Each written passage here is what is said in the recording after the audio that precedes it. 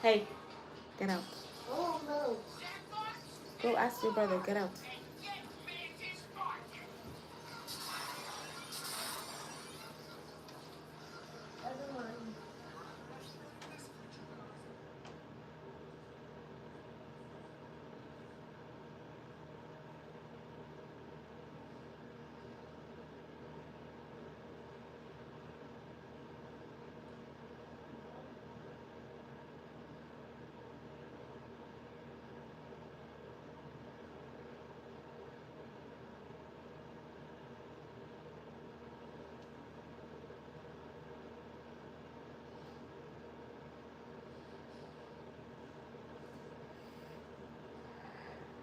Good evening or good morning, good afternoon, wherever you're joining in from or you're tuning in from. This is Voices Within Qalbi. We're going live in a with an urgent breaking development of Bahrain. Reports are circulating that Iran's Supreme Leader Ayatollah Ali Khamenei may have been killed in the Israeli and U.S. official described as a coordinated airstrike targeting Iranian military and leadership compounds. Now, multiple outlets are claiming that Khamenei residents and surrounding areas were hit during the Operation Lion's Roar, with some suggesting senior Iranian military commanders may have also been killed or injured. However, Iranian officials are strongly denying these reports, with statements claiming that the supreme leader is alive and that some losses have occurred among military personnel, but no confirmation of Khamenei's death. At this moment, the situation is fluid and rapidly evolving, and no independent verification has confirmed the status of the supreme leader's death or unalive or living. Now, this is an unprecedented escalation with the immediate implication for regional security, global markets, and the international community's responses, right? We're going to do a deep dive on this situation that's developing right now. Um, we're going to do a history lesson, a deep history lesson, deep, thorough of what's happening right now globally in Iran and in the United States and including Israel and stuff like that, right? We're going to start charting the long arc from 1979, right? 1979, the Iranian Revolution. Does anyone know any information about that? The Iranian Revolution. So there was a revolution, and we're gonna also combine it with what's happening today, right now, what's been happening, the civilians that have been unalived, killed by the U.S. and Israel airstrikes that happened. About 85, close to 100 kids, schoolgirls or school-age kids, have been unalived by the airstrikes sent by US and Israel, and the subsequent Iranian retaliation. This is not a snapshot news. It's going to be a narrative of decades and of what's been happening between these two nations, and truly to grapple with why the world stands to a brink of a new war, World War III. That's what it looks like. So we must understand the historical trajectories, competing stories, and lived experiences that feed into this moment. Hello, Nadia. How are you? Right? Are you? Is anyone following the news that's happening right now? Anyone following the news that's happening right now? So this episode or this live session today, we're going to weave, some of the Iranian perspective, regional voices, and Western reportings and things that's been happening right now, and independent analysis into a clear narrative.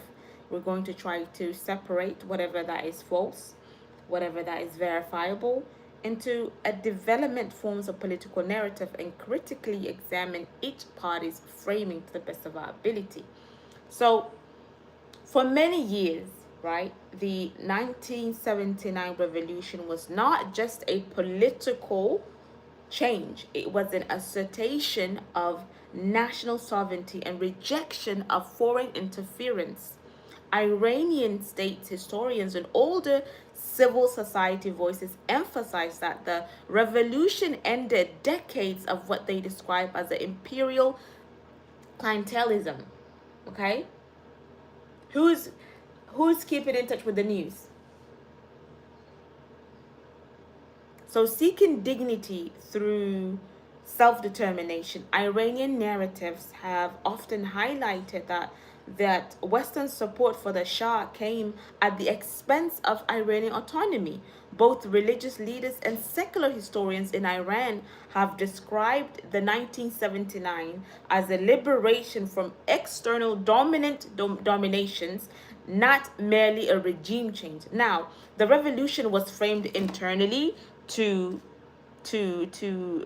reclaiming their identity and autonomy from Western powers. Do you guys believe that the United States or any other country has any sovereignty or any power jurisdictions to go ahead and mingle with what other nations are doing?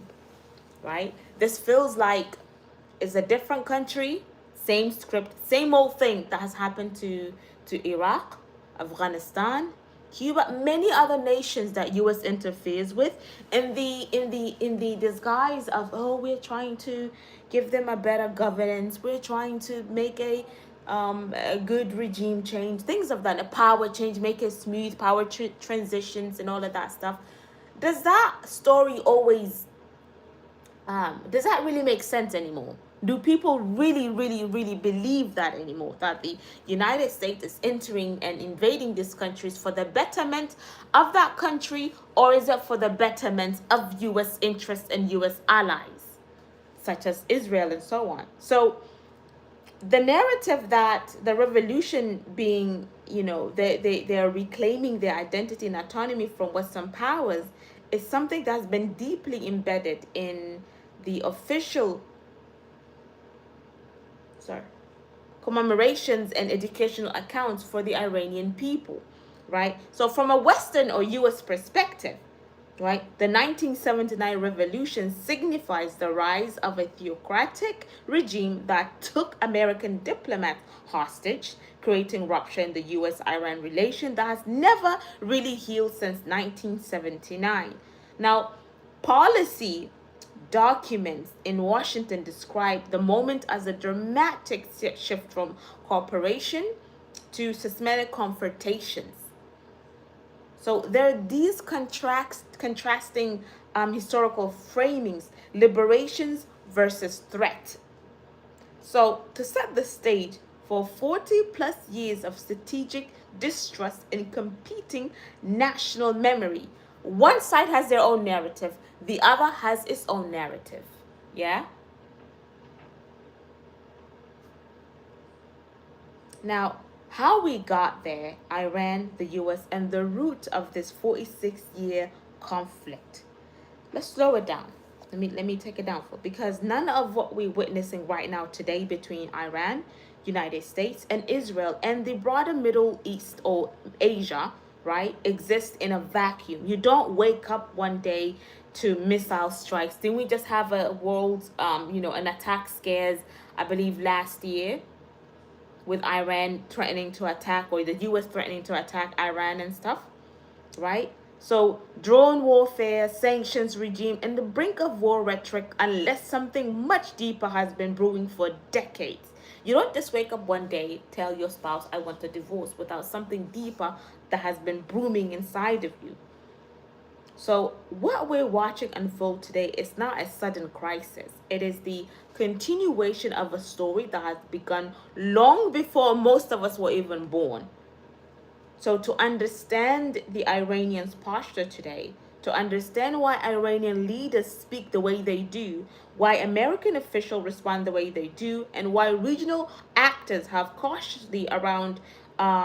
move cautiously around Iran, right? We have to go back to 1979, but we also have to go back before the 1779 because revolution doesn't appear out of thin air. There's something that it brooms again. You don't just wake up one day, request a divorce from your spouse, unless there's been something that's been aching at your soul and you're like, you know what, I'm fed up, I'm tired, I'm done. Today is the day that I am just going to walk away from you. I want you to sign, I want to separate, things of that nature. So before the Islamic Revolution, Iran was ruled by Shah Mohammad Reza Pahlavi, right? A monarch backed heavily by the United States and the UK, United Kingdom, From the Western policy perspective at that time, Iran was seen as a strategic ally in the Cold War. Listen carefully. They were an ally in the Cold War. They were seen as an ally, a bulwark against Soviet influence in the regions, and a reliable partner for energy and regional security. But from that perspective of many Iranians living inside the country, the Shah rule was increasingly associated with authoritarianism, corruption, and repression, and political systems that served foreign interests. Do not rip that. Foreign interests more than the dignity and the need of the Iranian people. Are we following there? So this is one of the most fractious narrative that still shapes everything today. From Washington's memory, right, the Shah was stability. From the many Iranian citizens' memory, the Shah was an imposed order by Western powers or Western governance. So the difference in this historical memory matters because the 1979 revolution was not only religious, it was deeply political, nationalistic, and rooted in the anti-imperial sentiment. Iranians across ideological lines, religious scholars, leftist activists, student workers came together around one core idea: the Iran sovereignty, right? Iran's sovereignty had been compromised, that its political future has been shaped too heavily by outside powers, and that the country needed to reclaim control over its destiny. This is where the Iranian government modern worldview basically begins, right? So not as purely as a religious, I'm doing live session. What? Go eat.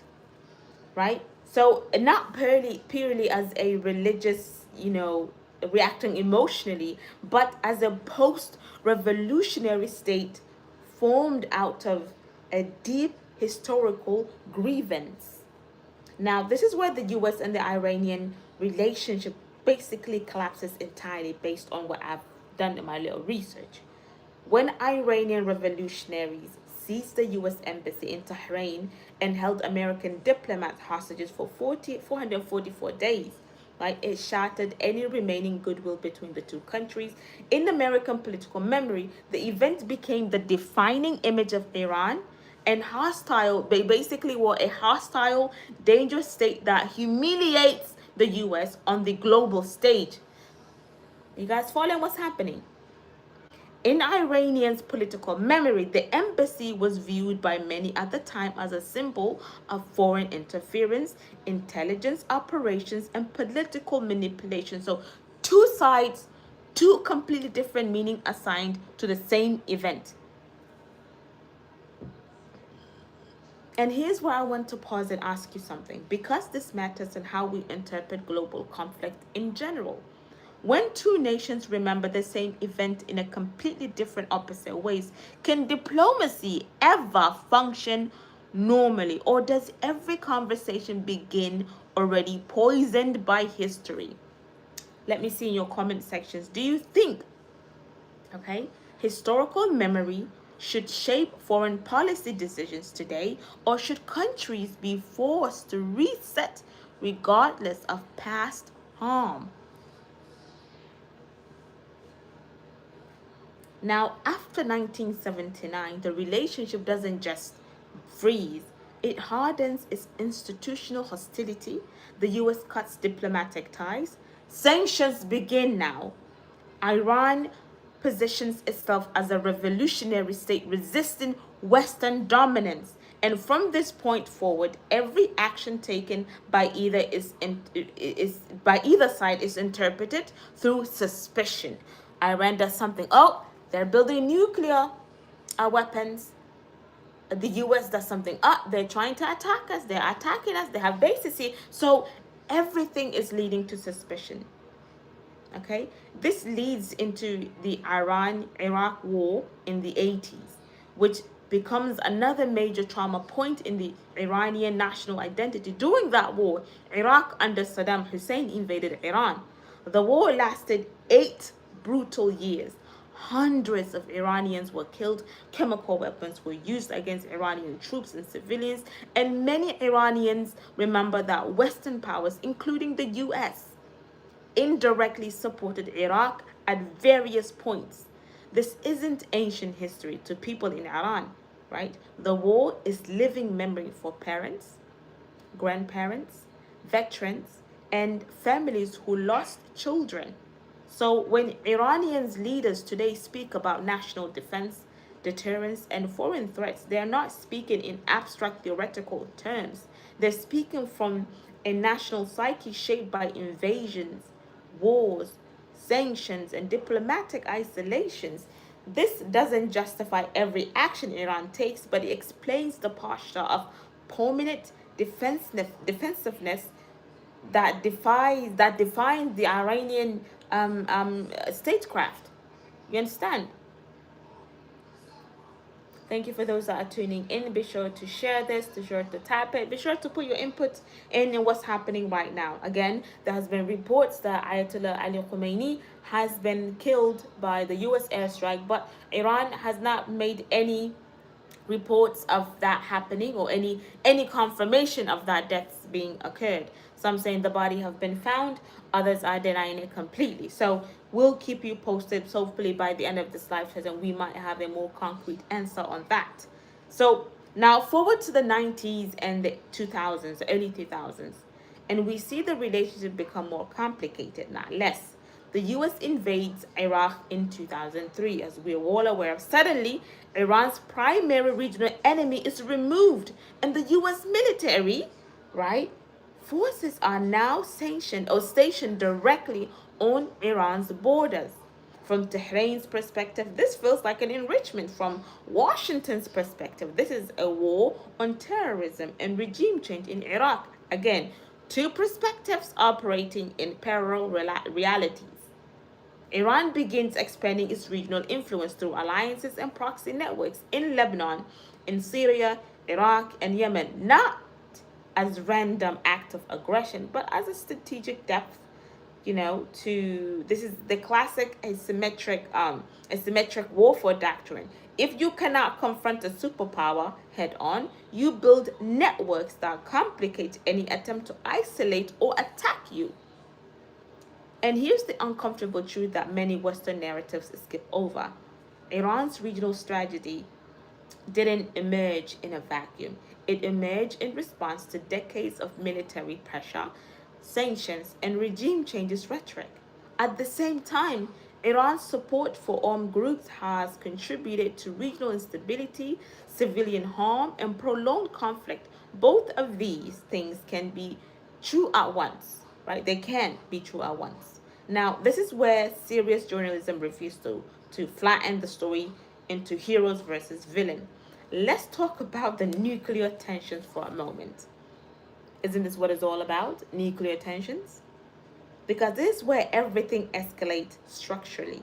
Iran's nuclear program has been the focal point of international fear and confrontations. The US and the Israel view Iran's nuclear capabilities as a existential threat. Iran insists its program is for civilians' energy and deterrence. International inspectors, however, confirm limits at times that warn of violation of others. Diplomacy precedes that the nuclear deal. What I always wonder is, why can't other nations have their own super weapons if they're able to create it? Why does the US feel like the need they have to go ahead and try to stop them from building superpowers or super weapons? No one stopped them from doing it. They have it in multiple locations within the United States. Other countries have it. Why is it a particular nation is being considered unhinged, or they're not capable of, handling it, or they will be reckless with it? Can't the same be said about the country that tries to butt its business or butt into other people's business, other countries' sovereignty, right? So diplomacy produces the nuclear deal. Politics destroys it. So trust collapses again. So by the time we reach today's crisis, we're not going to be looking at a sudden breakdown in relations. We're looking at the consequences of 46 years of unresolved hostility, broken agreements, sanctions regimes, and regional rivalry and mutual suspicion. Again, there's been reports that the Iranian Supreme Leader Ayatollah Ali Khamenei has been killed by U.S. Israeli airstrike, but nothing has been confirmed. There's been conflicting reports by the Israeli saying he has been killed, but the Iranian officials are saying we did take some damage, but their supreme leader is alive and well. So this matters, right? When missiles flies today, they are not just responses to yesterday's actions. They are responses of decades of accumulated grievance. And here's another question for you to sit as we move into the next sections of this live. What point, okay, at what point does a conflict become so entrenched that neither side actually remember how to de-escalate? There's 46 years of ongoing war. None of the sides know how to de-escalate this right now, because that's the danger of long wars. Even when there's cold wars, most of the time they train leaders to think in retaliation, not resolution. We're going to build here. We're going to talk about sanctions, the nuclear deal, and how diplomacy doesn't just fail, it collapses under political sabotage and mutual distrust. But before we move on, I want you to reflect on this. Take a little pause. If you grew up in a nation shaped by revolutions, invasions, and sanctions and isolations, how do you think that shapes you, how your leaders interpret threats? And on the other side, if your country diplomats were once held hostage and your political culture was treated as moments of national humiliation for generations, how do you think that shapes how your leaders respond to Iran? It's not about defending any government. It's about understanding how history scripts behavior. If this kind of, deep context reporting is for you invaluable, pause for a moment, I can't even speak right now. Tap the like, share this with someone who wants more than headlines, and tell me in the comment section, should foreign policy be rooted in historical memory, or should nations be forced to reset and move forward regardless of the past, as I asked you viewers earlier? Now, from economic warfare to broken trust, and why the fallout still shapes today's escalation. Sanctions, because sanctions are often discussed like abstract policy tools, when in reality they function as a form of economic warfare that reshapes entire societies. For Iran, sanctions are not just pressure mechanism placed on a government. They have shaped the daily life, psychology, economic, and political directions of the nations for decades. From the Tehranian perspective, sanctions were never neutral. Iranians, economists, medical professionals, and civil society groups have documented how sanctions affected access to life-saving medications, disrupted supply chains for medical equipment, weakened the national currency, and shrank household purchasing powers. This isn't just a theory, it is a lived reality for ordinary Iranians who saw inflation soar, salaries lose value overnight, and essential goods become harder to import. Inside Iran, sanctions are framed not simply as a punishment for policy decisions, but as a collective pressure on a population, a form of pressure that reinforces narratives of hostility and siege. This is important for us to remember, to understand, because sanctions doesn't just weaken economies, guys. Okay? They also harden national identities. When people feel economically attacked from outside powers, even those who oppose their own government often feel compelled to defend national sovereignty. And here's where things get complicated. Western policymakers, okay, particularly the United States and Europe, have long argued that sanctions are necessary to constrain Iran's nuclear ambitions and regional military activities. In Western policy's framework, Sanctions are presented as an alternative to war. What are we facing right now today? This is basically war. A way to apply pressure without deploying bombs or troops. Well, there are bombs being deployed, airstrikes being deployed, civilians are being killed. Right? The logic is if you starve a weapons program of resources, you slow the escalation. No. Sanctions can weaken the government's economy, but that doesn't necessarily weaken the government's resolve, right? In some cases, they actually strengthen the hardliners, and that's what I feel like some of these politicians don't really grasp or understand. Inside Iran, sanctions repeatedly strengthen political factions that argue negotiating with the West is pointless. They punish us whether we comply or not. You understand? You see that? So this dynamic has created a feedback loop. The more sanctions were imposed, the more Iranians' politics shifted towards those who rejected compromise altogether. We're seeing that fallout today. Again, if you're tuning in right now, there has been reports that the supreme leader of Iran's Ayatollah Ali Khamenei has been killed by the U.S. airstrikes, but nothing has been confirmed by the Iranian officials.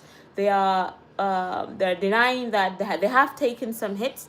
Personnel have been hit or injured, but no confirmation from the Iranian side that their supreme leader has been killed, whilst the U.S. and the Israeli military and their official statements are saying they have killed him and they've seen the body, something of that nature. I'll keep you posted as we go ahead and along with this journey on this live session. So, if sanctions harden national sentiments, the nationalist sentiments undermines diplomatic openness. Then sanctions alone can actually make diplomacy harder, not easier. Now into the nuclear deal, because this is where hope briefly entered the picture and then collapsed in the way that deeply reshaped Iran's strategic worldview. In 2015, so about what? Now it's going to be 11 years. Iran and the world powers reached the Joint Comprehensive Plan of Action, the JCPOA. Under this agreement, Iran agreed to limit uranium enrichment, reduce centrifuges, allow international inspections, and cap stockpiles. In exchange, sanctions relief was promised. From the perspective of many diplomats, including European officials, UN negotiators, and the international nuclear experts, the deal was flawed, but it worked. It worked for that brief moment. Inspections confirmed compliance in the early years. Tensions have cooled down. Channel of communication reopened. From inside Iran, this deal was sold to the public as a path to back into the global economy, a chance for ordinary Iranians to breathe again economically, to reconnect with global markets, to see inflation stabilize, and to move beyond the constant pressure of isolation. Now, Iranians reformists argue that the diplomacy could bring relief and dignity without sacrificing sovereignty. But that came the withdrawal, okay? There was a withdrawal that happened. The U.S. exited the JCPOA in 2018, so that's about 7-8 years ago now. The psychological impact inside Iran was far larger than many Western audiences fully grasped. Iranians leaders, including those who supported the engagements, right, pointed to the withdrawal as the proof that Western agreements were temporary, reversible, and subject to domestic political change in Washington. In other words, no matter what we sign, it can be undone by the next administration. This didn't just end one agreement, it collapsed the trust in the entire the entire concept of negotiated security guarantees. From that moment forward, Iranians' politics shifted decisively. Hardliners gained ground. The argument became simply, why limit ourselves if the benefit can be removed unilaterally? And that's the logical question to ask. This is how diplomacy doesn't just fail, it backfires. So instead of moderating policies, the collapse of JCPOA empowered factions inside Iran had believed deterrence, not negotiation, was only viable survivor strategy. And here's something many people miss. This JCPOA collapse didn't just damage US Iran's relation, it also damaged European credibility in Tehran. European governments had supported the deal and attempted to keep economic channel open after the US withdrawal. But Iranians official, they're like, pointed at European companies will still withdraw under US pressure. So from Tehran's vantage point, this reinforced the idea that Europe could not independently uphold commitments if Washington objected. Now, step back and look at the strategic lesson Iran learned. Agreements can be signed, sanctions can be lifted, but the relief can vanish overnight without violating the letter of the agreement. So, what does the state do when it concludes that diplomacy is structurally unreliable? It leans into deterrence. This is one of the key reasons why Iran accelerated certain nuclear activities after the collapse of the JCPOA, which was back in 2015.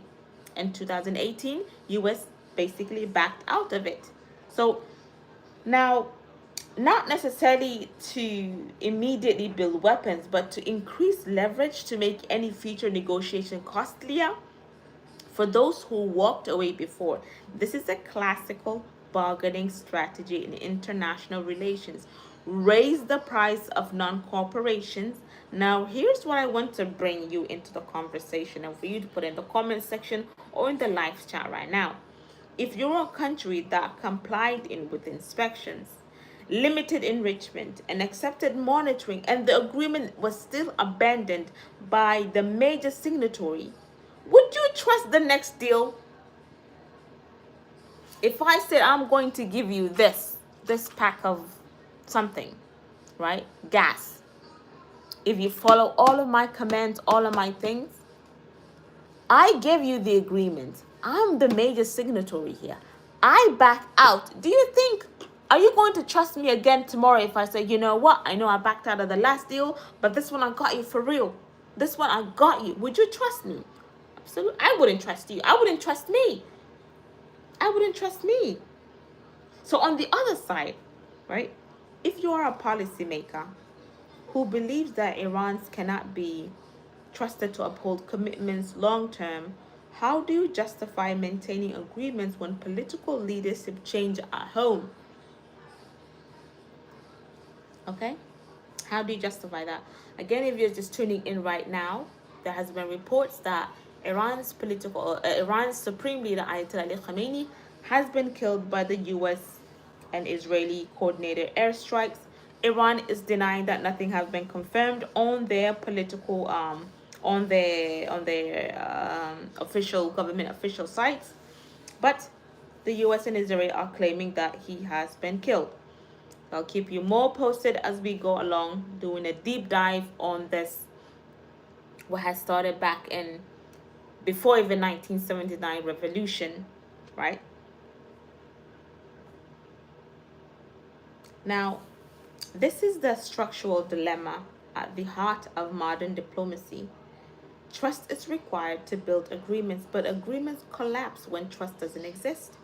So by the time we reach today's military's escalation, we're not just dealing with two sides who merely disagree on a policy. We're dealing with two sides who believe that the other side is structurally incapable of honoring commitments. This is a dangerous place for for any global politics to land. Because when diplomacy is viewed as a performative rather than binding, the only remaining tool left on the table are pressure, coercion, and force, which we're seeing today. So if this level of context matters to you, if you want more than just Iran bad, US bad headlines, take a moment to share this with someone who wants depth, and drop your thoughts in the comment sections. Do sanctions and broken agreements make war more likely in the long run, even if they're meant to prevent it? Let me know what you think. Now, asymmetric power, regional chessboard, and the human cost of strategic depth.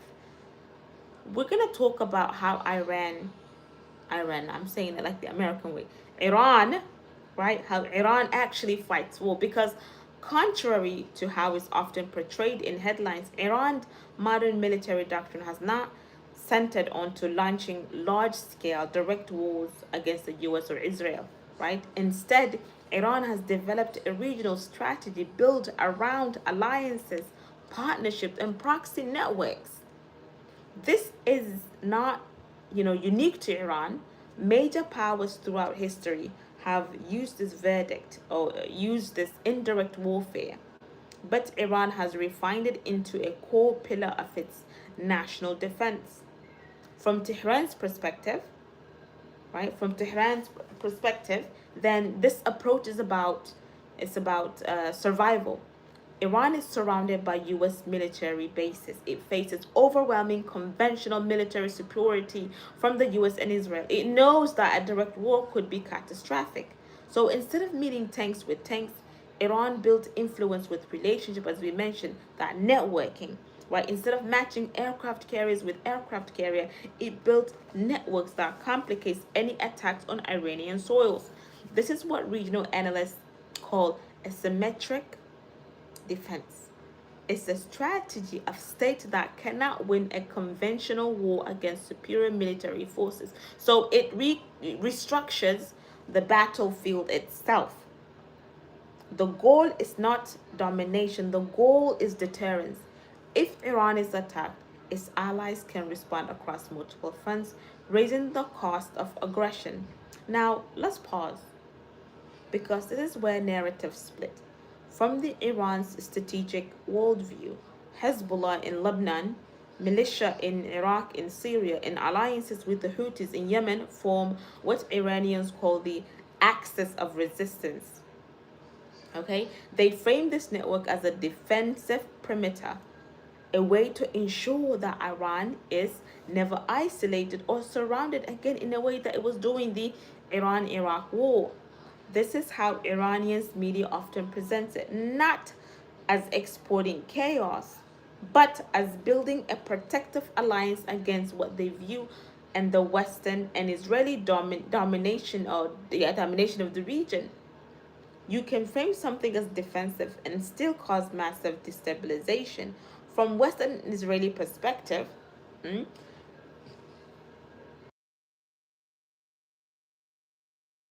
from those two countries' perspective, yeah, these same networks are described as destabilizing forces that fuel conflict, prolonged wars, threaten civilian population, and undermine sovereign governments. Hezbollah is seen as an armed non-state actor that weakens Lebanon's political stability. Iranians aligned militia in Iraq and Syria are framed as extensions of Iranian's influence that complicate governance and security. The Houthis are viewed as destabilizing force in Yemen that deepen one of the world's worst humanitarian crises. So both narratives contain elements of truth. And this is where real journalism releases, we have to refuse to flatten complexity. Hezbollah forming, let's talk about them, right? From inside Lebanon's Shia community, Hezbollah is often seen as not just as a militant group, but as as a social organization providing healthcare, education, and securities in areas where state failed. And for many Lebanese families, Hezbollah fill gaps left by the government that the government neglected. At the same time, Hezbollah's military activities have drawn Lebanon into conflicts it did not collectively choose, exposing civilians to retaliation and instability. So here's the question for you to think about. When a group provides social services and protection for marginalized communities, but also engages in armed conflict that destabilizes an entire country, how should the world evaluate it? Is it legitimate that the group provides locally, or is that how it affects the regional stability? So drop your thoughts in the comment. This is not a simple moral question.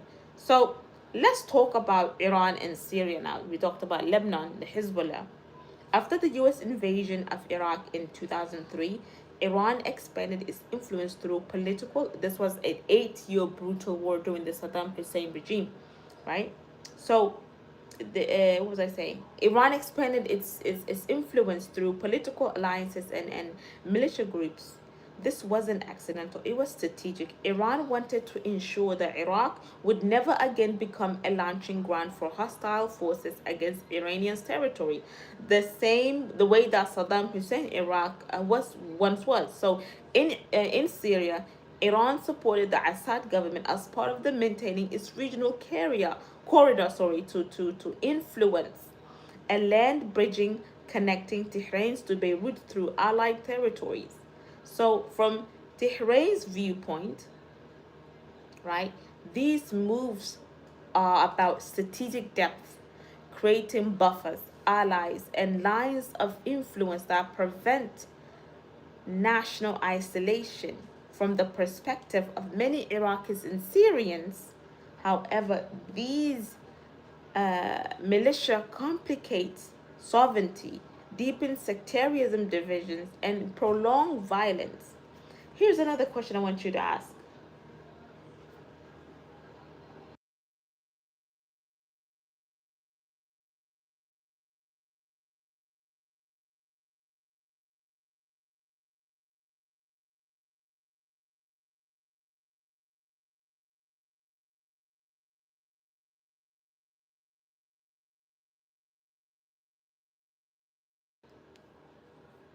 Right? So another question I want you to ask yourself: if foreign involvement in a country weakens the country's ability to govern itself, does the stated intentions of resistance or defense still matter? Or does the impact outweigh intention?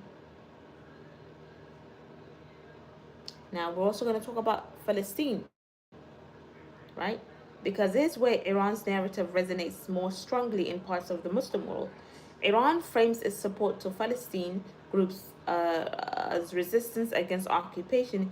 Iranians leaders regularly position themselves as defenders of Palestinians' rights, framing Israeli military actions as aggression and oppression. This resonates with many across the global South view who who view Palestine through the lenses of colonial history and occupation. Now, Western and Israeli governments, on the other hand, describe Iranian support for the Palestinian armed group as support for terrorism, arguing that such support targets civilians and undermines any chance of peace. Now, here's where the conversation gets a little difficult and necessary, right? Can armed resistance ever be separated from civilian harm? And when global powers selectively condone violence depending on who commits it, does that undermine the moral authority of international law? Hmm? These questions matter because they expose why regional conflicts just don't persist. They metastasize, right? Metastasize, not metastasize, metastasize. They grow. Every single side claims moral justification. Every side frames itself as acting defensively, and civilians in Gaza, Lebanon, Syria, Yemen pay the price for strategies strategies designed far above their heads. Now, let's zoom out just a little bit. Woo! Zoom out. Okay? Iran's proxy strategy didn't emerge out of nowhere. It emerged in response to sanctions that limited conventional military developments, regional wars that exposed Iran's vulnerability, US military presence surrounding Iran, Israeli military superiority, a history of foreign backed regime pressure. So, from Tehran's strategic calculus, proxies are not reckless chaos, they are a deterrent leverage. From the perspective of the regional civilians, proxies are not abstract chess pieces, they are armed actors whose presence often means prolonged instability, displacement, and insecurity. Both realities coexist. Now, here's where I want to bring you back into the conversation another time. If you're leading a country surrounded by hostile forces with superior military technology, would you build alliances and proxies as form of survival? Let me know in the comment section. And if you are a civilian living in a country where foreign proxies operate, would you accept the presence in the name of someone else's strategic depth? This tension between state survival and civilian suffering is the moral fallout line of modern geopolitics. Yeah? And this is why proxy wars are so dangerous. They allow powerful states to fight without formally declaring war, while civilians observe the consequences on the battles. They are technically indirect. Now, we're going to talk about the perceived threats and the psychological preemptive war, where fear, deterrence, and the worst case assumptions begin to shape the decisions that lead to strikes. What we're seeing today. Again, there is a developing story that, and I make it, oh, they're not titled that. There is a developing story that Iran's supreme leader, Ayatollah Khomeini, has been killed by the Israeli-U.S. airstrike, but Iran has not made any confirmation of that, but a denial that has happened, that their leader is alive and well. Now, Iran's nuclear program has been, you know, the focal point, serving as both a symbol and instrument of its strategic ambition, right? From Tehran's, close the door, thank you. From the Iranians' perspective, right, nuclear development is often framed in multiple, sometimes overlapping narratives: energy, independence, scientific progress, and national prestige and deterrence. Iran faces chronic energy demands and international sanctions that constrain its economic options. Nuclear energy, therefore, is presented domestically as a necessary tool to fuel development, reduce um, reduce reliance on fossil fuels, and demonstrate technological self-sufficiency. And scientific achievement is another prism, right? By maintaining advanced nuclear research capabilities, Iran's position itself as a regional leader in the high-tech sectors, including medical isotopes, reactor engineering, and industrial application. Now, the strategic calculus extends beyond economic or prestige. Iranian officials have repeatedly emphasized that deterrent logic of the nuclear program, particularly in a region where countries perceive itself surrounded by superior military power and alliances. Historical memory, including the Iran-Iraq War, the U.S. invasion in Iraq in 2003, and ongoing sanctions pressure, feeds a security doctrine that views nuclear capability as a shield against potential foreign interventions. In this context, even latent or breakout capability serves as a signal of strategic sovereignty. So, from the perspective of the Western media, so Israeli particularly, right? Iran's nuclear pursuits are often treated as an existential threat.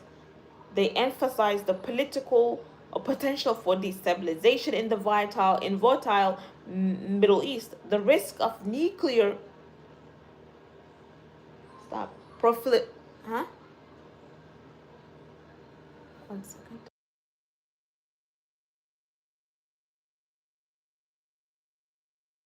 So there's a risk of nuclear proliferations, right? To a non-state actors and the erosion of global non-prolifer. I can't even say that word.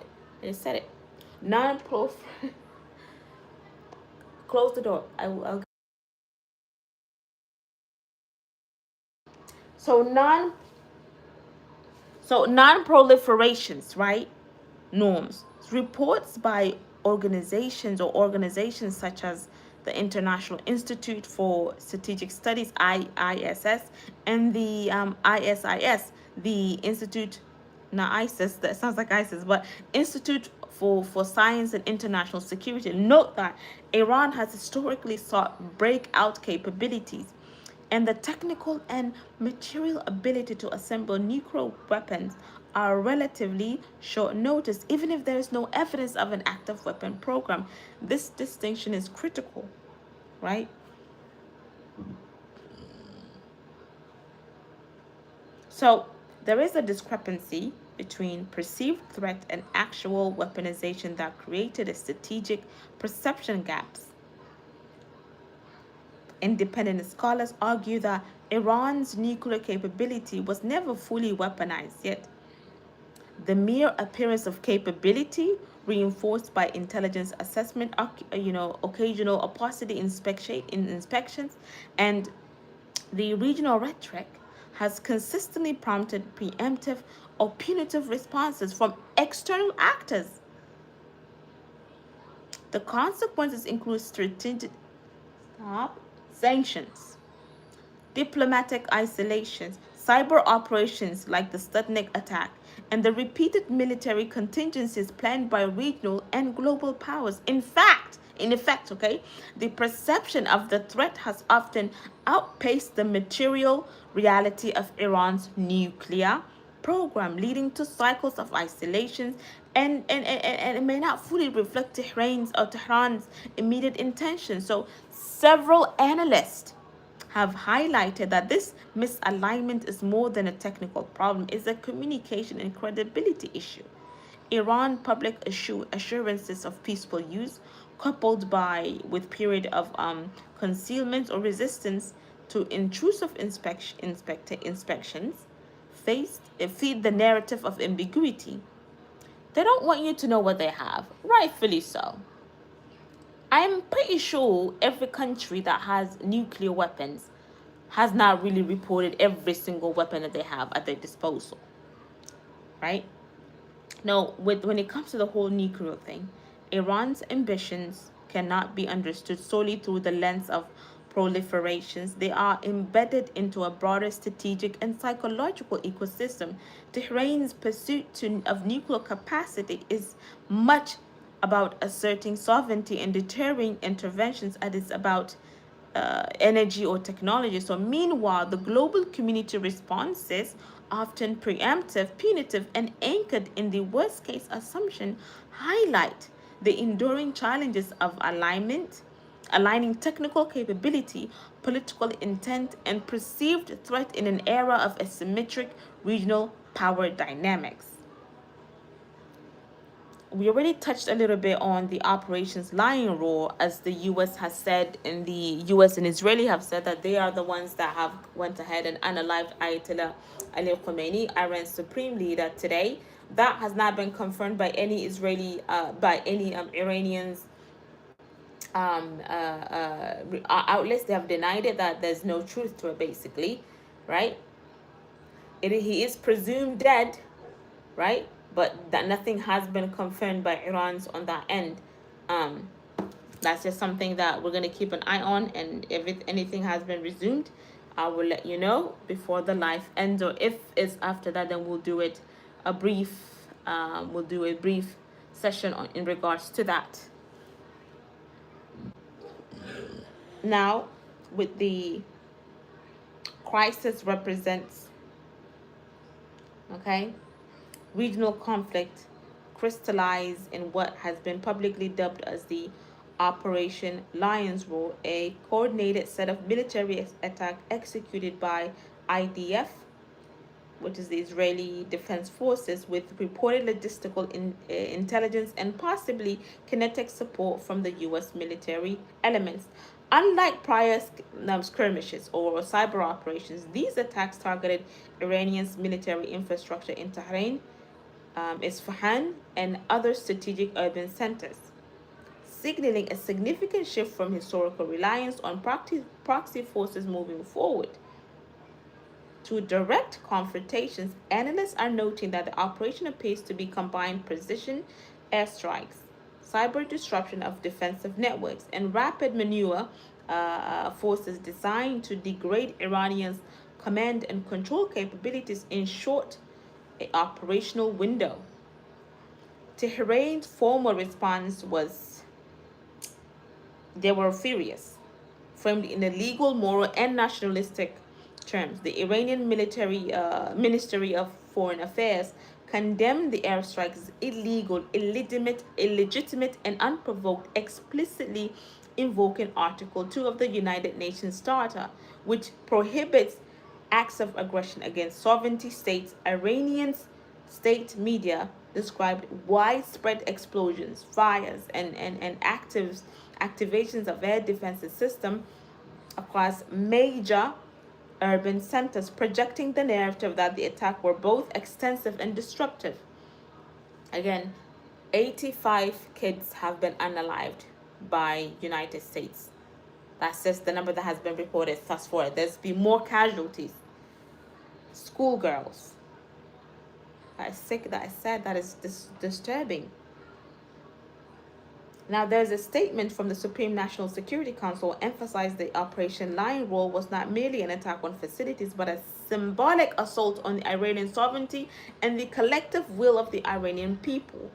Now, by framing the operation in terms of national integrity, Tehran sought to reinforce internal cohesion, legitimize potential retaliatory measures, and underscore that any foreign action would not remain unchallenged. At the same time, Persian language sources are offering a complementary, more, granular picture of from within Iran. These outlets are highlighting interferences with Israelis targeting systems, adaptive deployments of the Iranians' air defense, and rapid countermeasures by the Islamic Revolutionary Guard Corps, or the IRGC.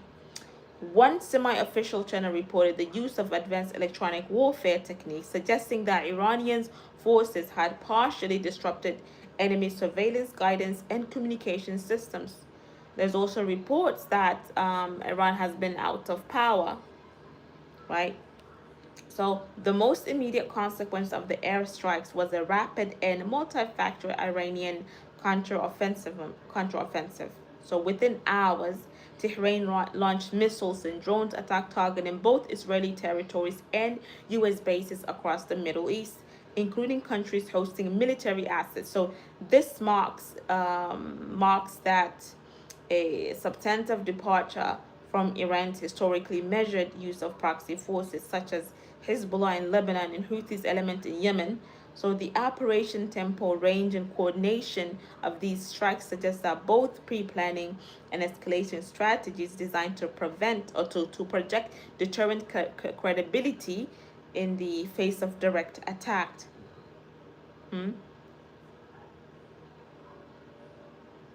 From a geopolitical perspective, Operation Lion's Roar and Iran's swift retaliation underscores a dangerous feedback rule.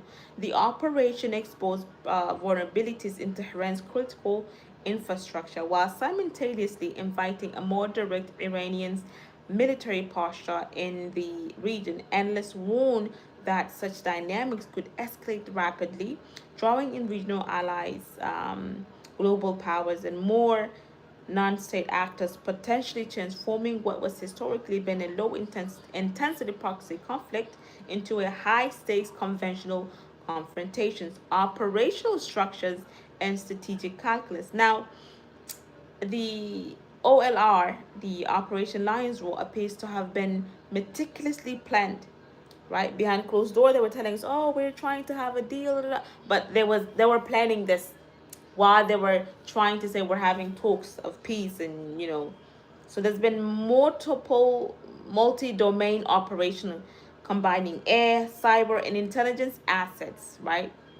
This is the air and the missile strikes. The IDF reportedly used precision guided munitions to target key Iranian command and control facilities, military research centers, and missile storage depots. Okay, so it's a lot. I know we covered a lot. I know we spoke about a lot. Intelligence sharing the U.S. and the sharing U.S. support, while direct U.S. kinetic involvement remains unconfirmed. But we know they have already actually confirmed that the U.S. are involved in it. They are assisting them. It's a coordinated attack. Um,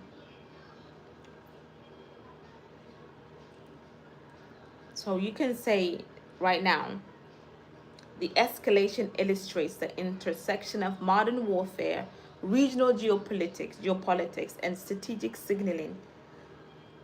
Israel and its partners executed a bold preemptive strike. Iran responded with both symbolic and kinetic retaliation, and the Middle East now faces a precarious environment in which miscalculation, misperception, and rapid escalation could be World War III. Right? Right now, Russia emerged as one of the most vocally critical states. Moscow characterized IDF US strike as a pre planned and unprovoked act of armed aggression, framing them as deliberate efforts to destabilize Iran's under the pretext of non proliferation's concerns. So, Russian officials warned that such operations could trigger humanitarian crisis, economic disruptions, and even radiological hazards if Iran's nuclear facilities were compromised. So, right now, by positioning itself as a defender of legal norms and counterbalance to US Israeli initiatives, Russia seeks to, I guess you can say, project influence in the Middle East, protect long standing regional alliances, and reinforce its role as a global arbiter of conflict management. And European leaders adapted a more cautious tone, emphasizing restraint, adherence to international law, and protection of civilians. Now, statements from Brussels underscored that military escalation in Iran risked destabilizing energy markets, refugee flow, and regional security. And the EU officials repeatedly framed diplomacy as the only sustainable path, warning that preemptive strikes could erode trust in the multilateral institutions and non-proliferation frameworks.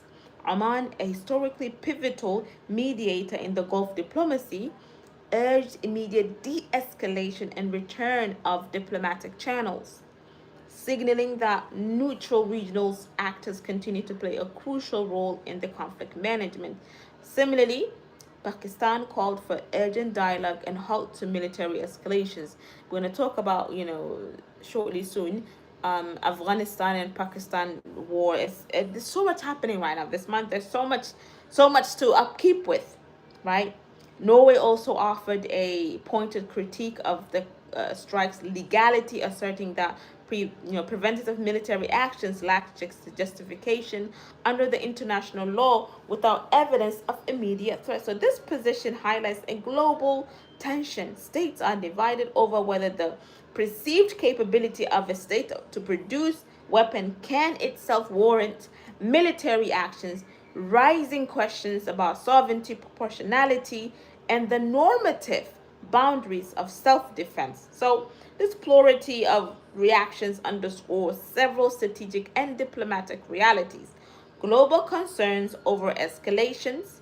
There is a widespread recognition that continued military confrontations, regional conflagrations, and conflagrations potentially growing or drawing actors like Saudi Arabia, Turkey, proxy networks such as Hezbollah or the Houthis forces. So a lot going on. There's a lot going on.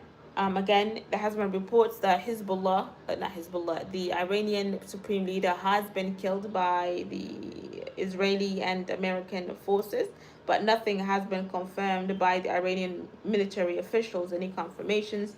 Nobody has been seen as of this moment, as of this live session. So the US and the Israeli strikes have reinforced that the strategic alignment between Washington and Tel Aviv, particularly on intelligence sharing, operational coordination, and contingency planning. However, they also exposed the US to criticism from allies concerned about legality, proportionality, and regional spillover, potentially constraining diplomatic leverage in multilateral forums. So analysts note that continued escalation could pressure Washington to deepen its military footprint in the Gulf or negotiate new security guarantees with regional partners, including the KSA, and UAE and Bahrain. So Russia and China, Moscow condemnation signals a renewed opportunity for Russia to assert its influence in Middle East, as I said, right? And Beijing, while more measured publicly, is likely to prioritize energy security and regional stability, potentially leveraging their diplomatic channels to mediate or hedge against instability that threatens its economic interests. So both powers may explore enhanced security and economic cooperations within Iran, further complicating Western strategic calculations. There's a lot going on. There's a lot going on today.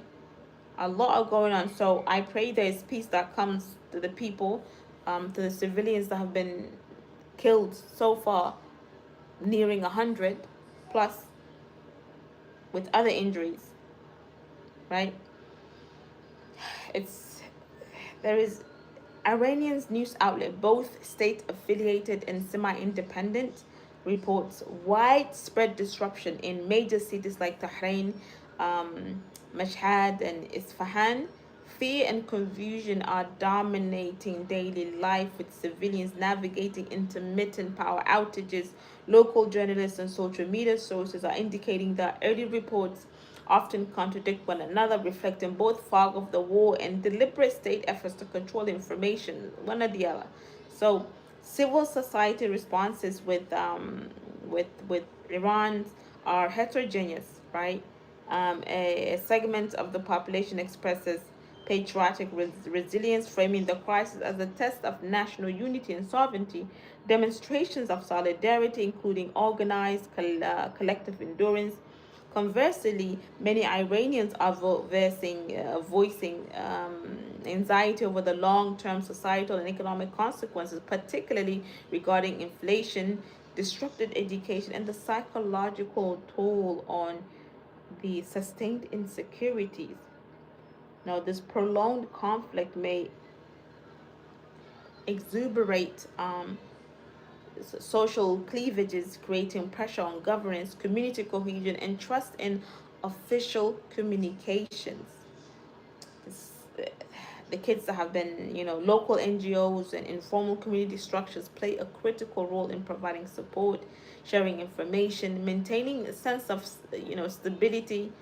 Importantly, the crisis also exposes a narrative contest over truth and legitimacy. Hmm? The civilian toll is compounded by emerging response challenges, including overburdened hospitals, restricted humanitarian crisis, and interruption in essential services. So, international humanitarian organizations have begun assessing non-combat related vulnerabilities, including food security, water access, shelter needs, emphasizing that even brief period of intense conflict can have long-lasting societal repercussions. Now, to sum it up, the Iranian Israeli US war highlights that modern conflict is not only a matter of strategic calculation and military capabilities. It profoundly affects daily life, societal or social cohesions, human psychology, both within Iran and among the diaspora. Understanding these societal dimensions is essential for policymakers, mediators, and analysts seeking to evaluate the full spectrum of consequences, from immediate physical impacts to long-term social, economical, and psychological strain. What could happen next? With Operation Lion Roar and Iran's swift retaliation reaps the Legion at a crossroad. Um, we're going to see if there's going to be any de-escalation. We're going to see if we're going to go to World War III somehow, some way. The Cold War, something's going to happen. Something already is happening. It could be a prolonged low-intensity conflict, a second, more pessimistic scenario. Pessimistic a scenario where invasions of cycles of limited military engagement, in which strikes, counter strikes, and proxy actions occur without escalating into full-scale war. Or it could be wider regional conflict, a third highly concerning trajectory involving spillover into neighboring threats, potentially drawing Lebanon, Iraq, Syria, and other Gulf states directly into hostility. So key factors will include activation of Iranians-backed proxies such as Hezbollah or Iraqi militias, including coordinated operations targeting Israel or coalition assets. Um, Strained alliances and the multilateral entanglement with global powers reacting to protect strategic interests, potentially drawing the US, Russia, or Europe states more directly into this conflict and the humanitarian crisis that we're facing, or that the people of Tehran and Iran are facing right now. So this moment cannot be fully understood as a single episode in a news cycle. It is the accumulation of decades of complex history, revolutions, sanctions, proxy conflicts, and fractured diplomacy, all layered with competing visions of sovereignty, security, and legitimacy. So each strike, each retaliatory measure, each diplomatic statement is deeply informed by the past, whether through lived experience, collective memory, or institutional doctrine. So, to truly grasp the unfolding crisis, we must look beyond the strategy and hardware. We must ask why states perceive threat the way they do, why deterrence and retaliations become cycle rather than solutions, and how narrative of national pride, fear, and mistrust shapes decisions at highest levels. Equally important is understanding the human dimension, lives disrupted, communities caught in uncertainty, and diaspora navigating dual loyalties and anxieties across borders. So, this conflict is not only missiles or retaliations, it is fundamentally about trust or the absence of it. Each side remembers history differently, each interprets intentions through its own lenses, and each measures risk with reference of decades of geopolitical tensions. That gap between perception and reality often amplifies the way cycles of escalation is it seeks to prevent. At its core, the human cost is unavoidable, sadly. We have seen that already thus far. Whilst strategies and rhetorics dominate headlines, ordinary people wear the weight of fear, displacement, uncertainties, hospital strain, communications networks falter, and routine ones taken for granted are disrupted. The societal fabric feels the pressure of geopolitical decisions made from their daily lives. In the end, this moment is a reminder that conflict is never abstract. It is lived, remembered, and experienced by real people across Bahrain, Isfahan, diaspora communities, and beyond. While many policymakers, militaries, and international actors navigate deterrence, negotiations, and doctrines, the human dimensions remains the most enduring measure of the costs and consequences. Understanding this is not only an ethical imperative but also a strategic one. History shows that sustainable solutions must account for both machinery of war and the resilience of society. Okay. Again, there is reports being circulating that Ayatollah Khomeini has been killed, but there has been no confirmation by either side if there's been no confirmation from the Tehran side or Iranian side that their leader has been killed. They are saying that he is alive and well. They have taken some collateral damage, but um, nothing to say that he has been killed. Until next time, I leave you in the care of Allah. Stay informed, stay reflective. Assalamu alaikum wa rahmatullahi wa barakatuh. Thank you for tuning in to our longest live session thus far.